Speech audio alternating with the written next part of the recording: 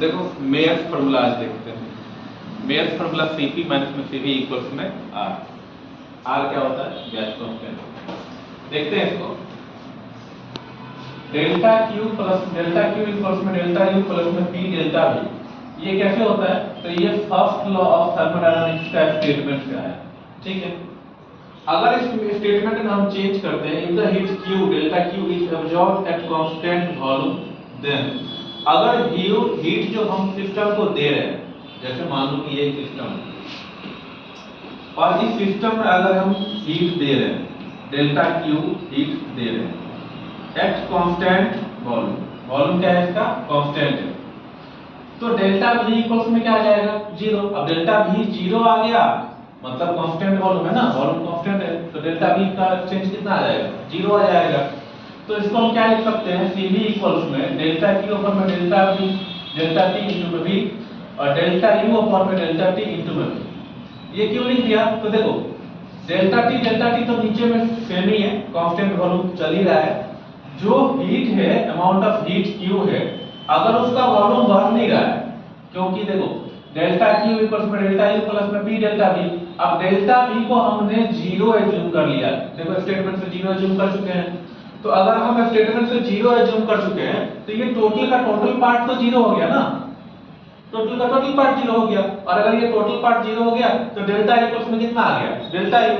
तो जितना हम हीट उसमें इंक्रीज करेंगे, वो टोटल का टोटल इंक्रीमेंट किस में जाएगा? इंटरनल एनर्जी में जाएगा। यस और नो? तो जितना हम हीट इंक्रीज कर रहे हैं, वो टोटल का टोटल इंक्रीमेंट कहां हो रहा है? इंटरनल एनर्जी में हो रहा है। तो डेल्टा U ऊपर में डेल्टा T कांस्टेंट वॉल्यूम के साथ, तो इसको हम क्या लिख सकते हैं? डेल्टा U ऊपर में डेल्टा T, इसको हमने मान लिया इक्वेशन फर्स्ट। यहां तक क्लियर है?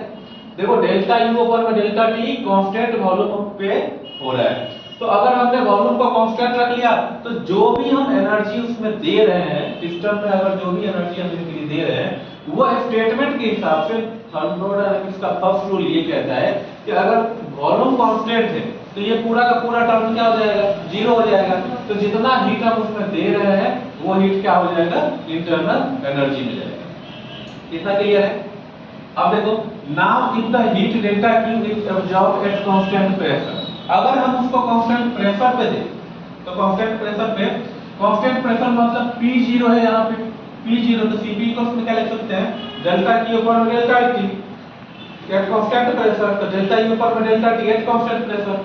देखो ध्यान से, ठीक है, यहाँ पे डेल्टा P तो प्रेशर कांस्टेंट है। प्रेशर कांस्टेंट कहने का मतलब ये है कि उसका प्रेशर 0 नहीं है, कांस्टेंट प्रेशर है। कांस्टेंट प्रेशर का मतलब है कि जो पहले प्रेशर रहा होगा, जैसे एटमॉस्फेरिक प्रेशर में अगर हम किसी भी कोल को बर्न कर रहे हैं, ठीक है, तो अब प्रेशर बढ़ा तो नहीं रहे रूम का प्रेशर नहीं बढ़ा रहे हैं, तो इसमें कौन सा प्रेशर यूज होगा? इसमें एटमॉस्फेरिक प्रेशर यूज होगा, ठीक है, जिसको हम PA से डिनोट करते हैं। तो ऐसा ही क्या है कि कांस्टेंट प्रेशर कहने का मतलब ये है कि हम उसको 0 एज्यूम नहीं करेंगे, क्योंकि 0 एज्यूम करेंगे तो फिर से आगे भी 0 हो जाएगा, और अगर 0 हो जाएगा तो अगला टर्म नहीं आ पाएगा, ठीक है। तो उसको कांस्टेंट रखने का मतलब ये है कि हम कुछ क्वांटिटी रखते हैं, लेकिन उसमें इंक्रीमेंट नहीं होना चाहिए, उसमें इंक्रीमेंट नहीं होना चाहिए, मतलब वो कांस्टेंट है। अगर 10 पास्कल हमने प्रेशर एज्यूम किया, फॉर एग्जांपल अगर तुम रखो कि 10 पास्कल दिया हुआ है, तो 10 पास्कल ही रहेगा, ना इंक्रीज होगा ना डिक्रीज होगा, वो कांस्टेंट फिक्स प्रेशर है। तो उसको क्या लिख सकते हैं कि जो भी हम हीट उसमें सप्लाई करेंगे, या तो कांस्टेंट प्रेशर पे उसका इंटरनल एनर्जी इंक्रीज होगा, देखो जो भी हम हीट सप्लाई करेंगे तो कांस्टेंट प्रेशर पे उसका इंटरनल एनर्जी इंक्रीज होगा कि नहीं होगा, प्लस P इनटू में डेल्टा V अपॉन में डेल्टा T, मतलब जो प्रेशर है वो तो कांस्टेंट टर्म ले लिया, अब डेल्टा T किस में रहा है? वॉल्यूम में, तो इंटरनल एनर्जी भी इंक्रीज होगा और साथ में वॉल्यूम भी इंक्रीज होगा। कितना क्लियर है? यस और नो?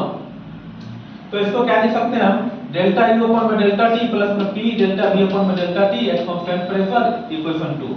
अगर हम सब्सट्रैक्ट करें फर्स्ट फ्रॉम सेकंड, अगर हम सेकंड वाले में से पहले वाले इक्वेशन को सब्सट्रैक्ट करें, तो देखो ये कितना है तुम्हारा? Cp, तो Cp माइनस में Cv माइनस में Cv, यहाँ पे हम क्या लिख सकते थे? तो डेल्टा U अपॉन में डेल्टा T प्लस में P डेल्टा U अपॉन में डेल्टा T इनटू में P अब पहले वाले को माइनस करना है, पहले में क्या है डेल्टा यू अपन में डेल्टा टी, डेल्टा यू अपन में डेल्टा टी, ये माइनस और ये प्लस कैंसिल आउट हो गया, बच कितना गया P delta P by delta T constant pressure. कितना क्लियर है? यस और नो? बोलो यस और नो? इतना क्लियर है? अब देखो इसमें गैस का टर्म हम ऐड कर रहे हैं। PV इक्वल्स में nRT होता है, P प्रेशर होता है, V वॉल्यूम होता है, N नंबर ऑफ मोल्स होता है, R गैस कांस्टेंट होता है और T क्या होता है टेम्परेचर होता है। तो अगर हम PV इक्वल्स में nRT को क्या करें डिफरेंशिएट कर दें, डिफरेंशिएट एक मोल, ये यहाँ पे ना N इक्वल्स में 1 लिख लेना, ठीक है ना, N इक्वल्स में 1 कि एक मोल को हम क्या कर रहे हैं डिफरेंशिएट कर लेंगे अगर डेल्टा T के टाइम से, तो कितना आ जाएगा PV अपन में डेल्टा T और RT अपन में डेल्टा T। पहले ये डेल्टा डेल्टा हम दोनों तरफ नहीं लिए हुए थे, ठीक है ना, तो PV अपन में डेल्टा T और RT अपन में डेल्टा T।